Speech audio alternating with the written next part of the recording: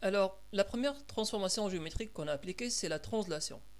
Alors, à partir d'un point P que vous voyez là, on va passer à travers un vecteur de translation vers un autre point P', de différentes positions. Alors, pour arriver à cette position-là, on va d'abord décaler à travers un delta X en horizontal et à travers un certain delta Y en vertical. Et ce vecteur-là de décalage qui combine ces deux composantes qu'on va appliquer T, qu'on va appeler T, et qui va être appliqué afin de passer d'un point à l'autre.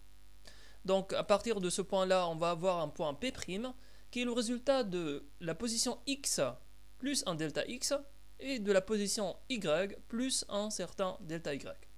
Donc en notation, on va avoir, disons, pour le point P', qui est le résultat de la translation plus le point original P, on va avoir un certain décalage, delta X et delta Y, qui va se rajouter aux positions initiales pour avoir les positions des points X' et Y'.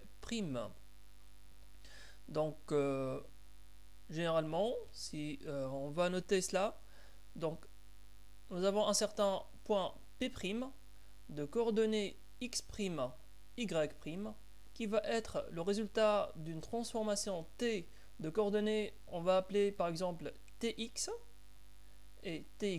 Donc là, il y a un instant, on a appelé ça delta X, delta Y, plus le point P original qui est de coordonnées X, Y. Donc à partir, disons, d'un certain point P, on va passer vers un autre point P' qui va avoir les coordonnées X' au lieu de X et Y' au lieu de Y.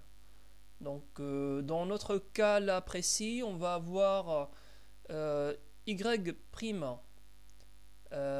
X, donc X', Y', donc regardez pas là, qui sont égaux à, donc X' c'est égal à 3 et Y' c'est égal à 3 aussi. C'est égal donc à une translation T ou Tx, on va essayer de savoir c'est quoi ces composantes là, plus une position initiale du point P, où on était à 1 et 2. Donc x est égal à 1, y est égal à 2. Donc pour passer de 1 à 3, on va devoir ajouter 2. Pour passer de 2 à 3, on va rajouter 1. Donc la translation, elle est de coefficient 2, 3. Et la translation, c'est un vecteur. Donc je peux noter ça comme étant un vecteur. Mais par abus, on va laisser grand T et petit p et grand P aussi pour la translation.